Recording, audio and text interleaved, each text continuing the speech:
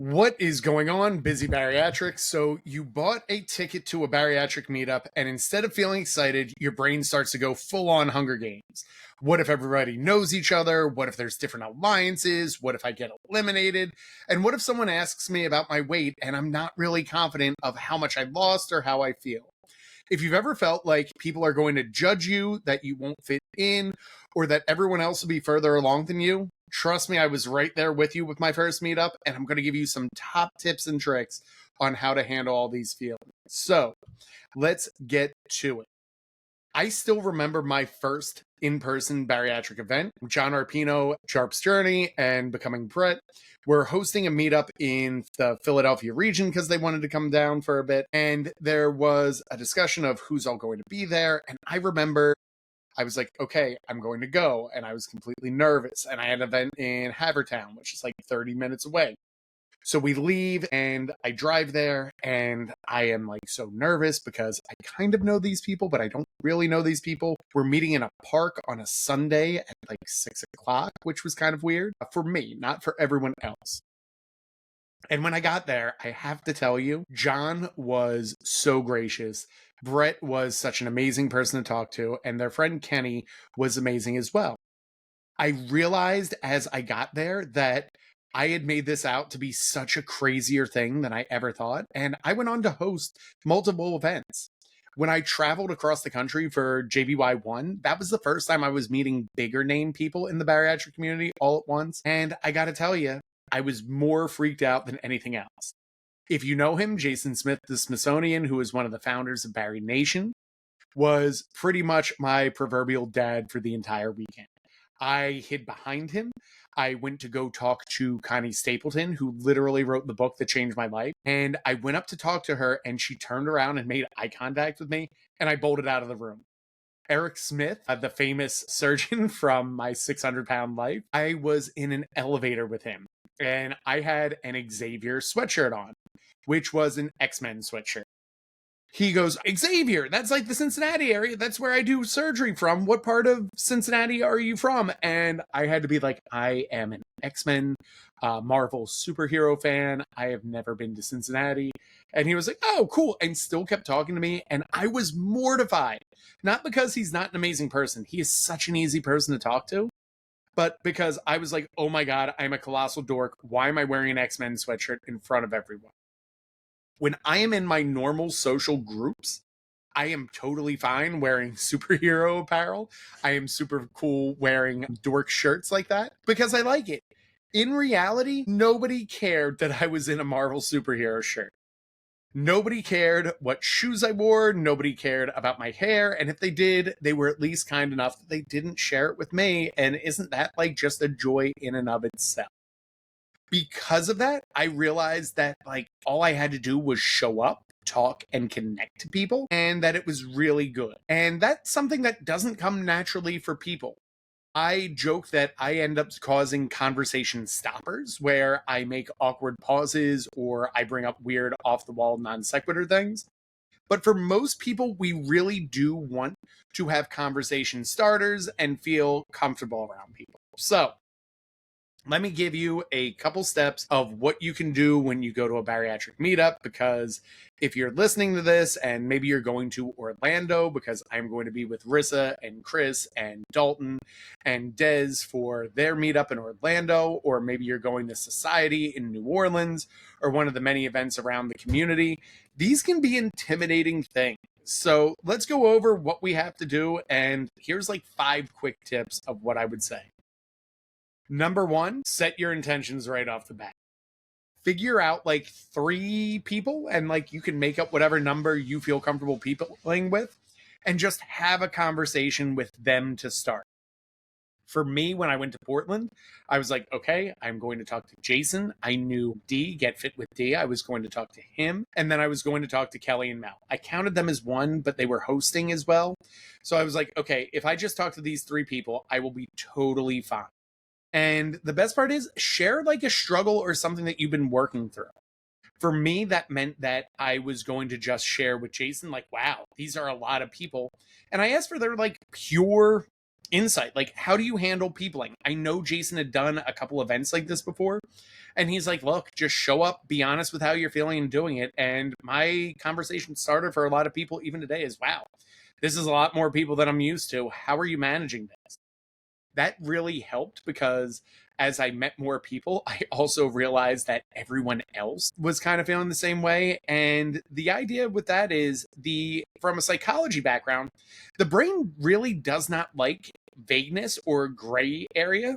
When you give it structure, it actually reduces your anxiety. So if you're like, I'm going to see all the people, it's never going to work like that. What you need to do is more say, like, look, I'm going to connect with like 2 to 3 people. And if that's a win, good. If it's any more than that, it's that. How'd I come up with 3? It was really simple for me. Thursday night was the welcome party. Friday was the rehearsal. Saturday was the event. Sunday was brunch. There were 4 events. I figured if I just connected to one at each, that would be good. And if there was one extra, it would really help and get through all that.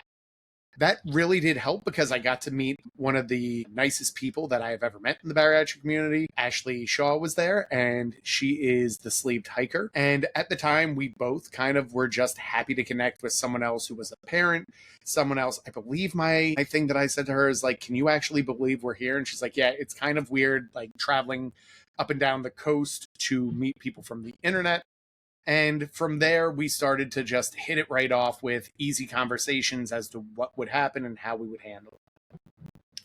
Number 2, try reading the room and then working it. You don't necessarily want to hover by the drinks or by the food area because that's kind of like the watering hole. And a trick that I tell people when they're in social events, look for the people who kind of look like you or connect like you, and then see if there is eye contact and then just smile.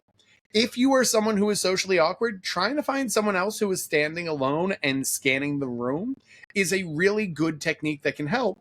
Just go up to them and be like, man, I really don't know where I fit in this room. Have you found your people yet? Sometimes they'll say like, oh yeah, I'm waiting for someone. Or they might just be like, yeah, I'm really trying to find it too. And just like kind of connecting and saying like, hey, do you mind if we just stand together? Or just what brought you to the event can be a really good help. This actually comes from like an anthropological background stance that people traditionally are tribal from original times.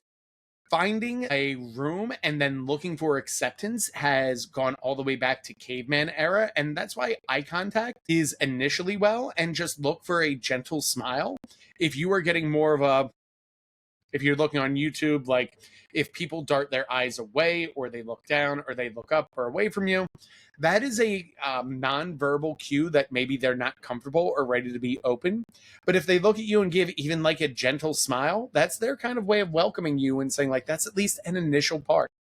Maybe they don't realize they're doing it, but most of the times people from their deep-rooted backgrounds, if they see people and want some level of connection, there will be a smile from someone who makes eye contact or connection. Number 3, you really want to lead with vulnerability and not your loss number. Nobody really wants you to introduce themselves as like, hi, I'm Rob. I lost 150 pounds.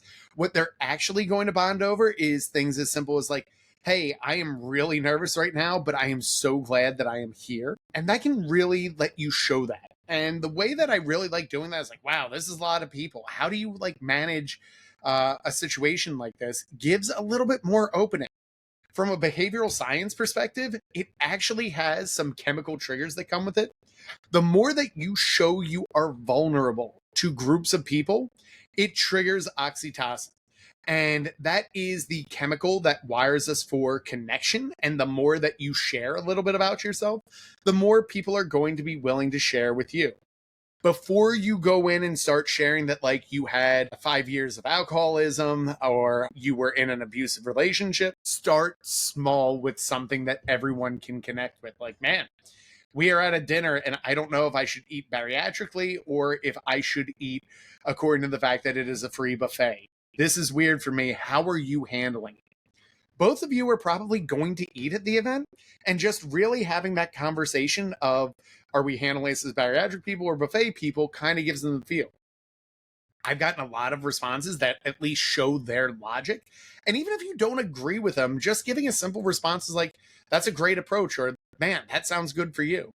I am the person who like almost leans in of like, I will go to people and say, look, I am super cheap. I do not eat much all day and I have balanced my macros to get this. I am going ham on the buffet because I really like this item, if there is an item that I like. Or I was like, everything looks good, but not necessarily great.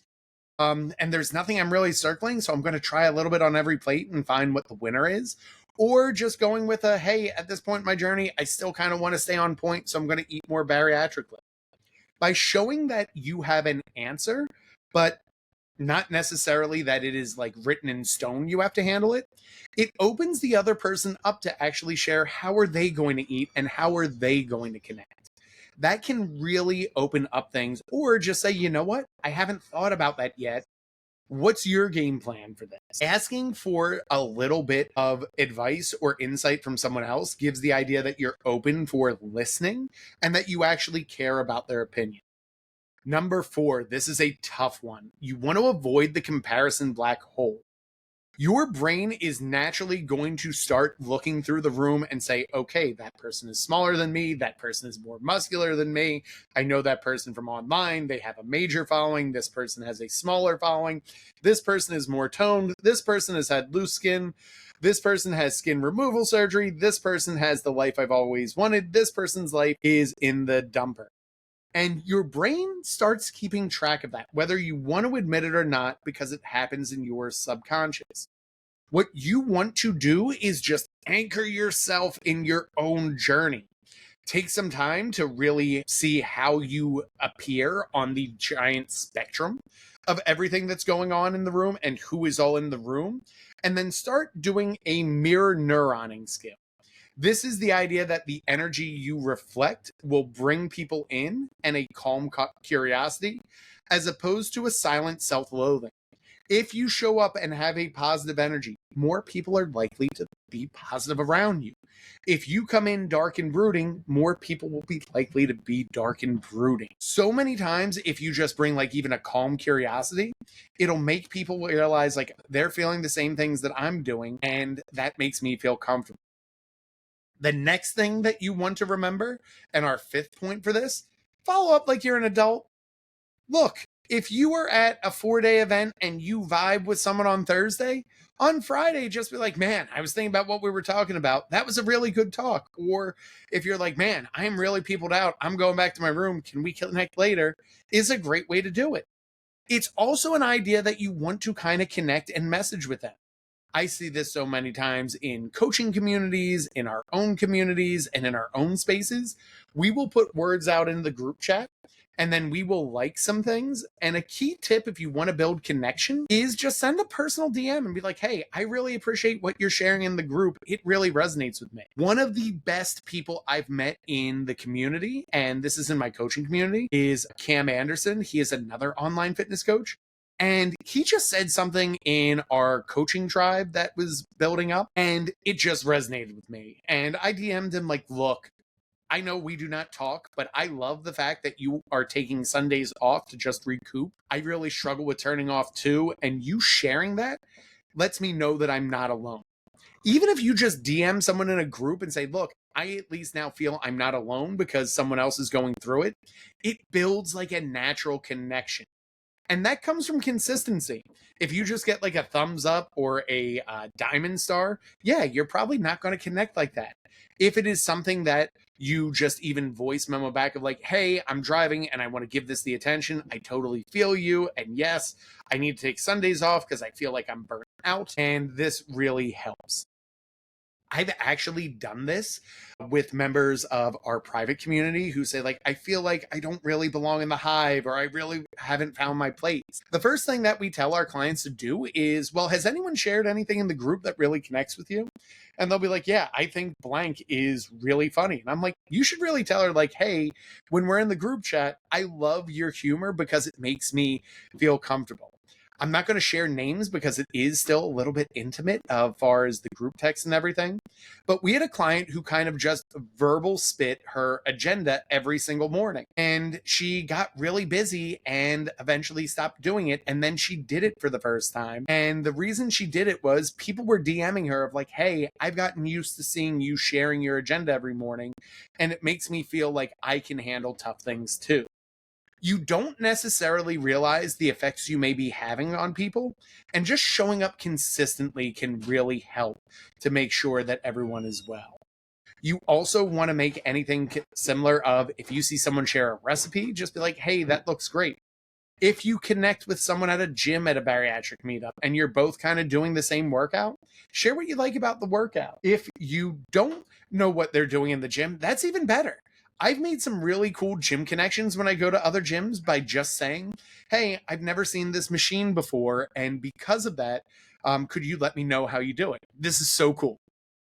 So I am in Florida with my family, and I'm going to Kissimmee Muscle, which is a big bodybuilding gym right outside of Orlando. And they have some of the best bodybuilding equipment. It is known in the entire country for doing this. And I see this dude, and he's built, and he's in this machine that I'd never seen before, which was a swing squat. I didn't even know it was called a swing squat. So he finishes up his set, he gets out, and the dude is like, he's only 5'2", but you can just tell he's built like a muscular bowling ball. I go up to him because I just want to learn. I'm like, hey, could you do me a solid? And he's like, what's up? And I'm like, hey, I've never seen this machine before. Can you just tell me what it is and why you use it? And he went into this 10-minute ordeal of, this is a swing squat, these are the muscles it activates, here's how you use it, do you want to try it, and I'll walk you through my next set. And I was like, yeah, do you mind? I was like, this is what we do in this community. Go up and get everything done. I finally check Instagram, and we're talking for the whole time, and I finally am like, hey, can I catch your name, man? I really appreciate you. He's like, yeah, my name's Sean. I come here every now and then, but I'm from Houston, and I catch up and everything. And I'm like, awesome. I go through Kissimmee Muscle's page because I forget to ask to see if socials, can I follow him? It is 3-time Olympic bodybuilding champion Sean Clarita. Which is ridiculous. The guy was so humble. He spotted me on my first set ever of a swing squat. He has close to 500,000 YouTube followers, and he should. He's 3-time Olympian Sean Clarita. This is December 27th, 2 days after Christmas. He's in the gym at 7 o'clock in the morning. He's trying to get done before he's taking his kids to Disney World. I'm trying to get done before I take my kids to Disney World. And then we both end up talking about doing all this. How awesome is that? Just think of the people around you, and just asking questions or seeing how it works can really help. So if you are sitting there on your sideline saying, I'm not going because I'm not ready yet, I'm telling you, listen to this, maybe take notes, make flashcards. I have done that with notes on my phone. When I go to JBY, if these are the people I kind of want to talk to, and here are my connection points, just so that I look it. And I know it sounds a little weird, but it did give me the confidence to go up and have conversations with people like Woke Up Like Des, who now I consider to be a good colleague. And she's another person with 250,000 following. So if you want connection, confidence, and a future that feels strong, you got to be willing to show up uncomfortable. Otherwise, you're just going to be waiting on the sidelines, not ever connecting, and not ever making connections. If this episode made you laugh, nod, or feel seen, please tag it, save it on your stories, and share it, and put it on Instagram at My Weight is History or Busy Bariatrics, so that I know that this resonated with you. And as always, keep getting busy.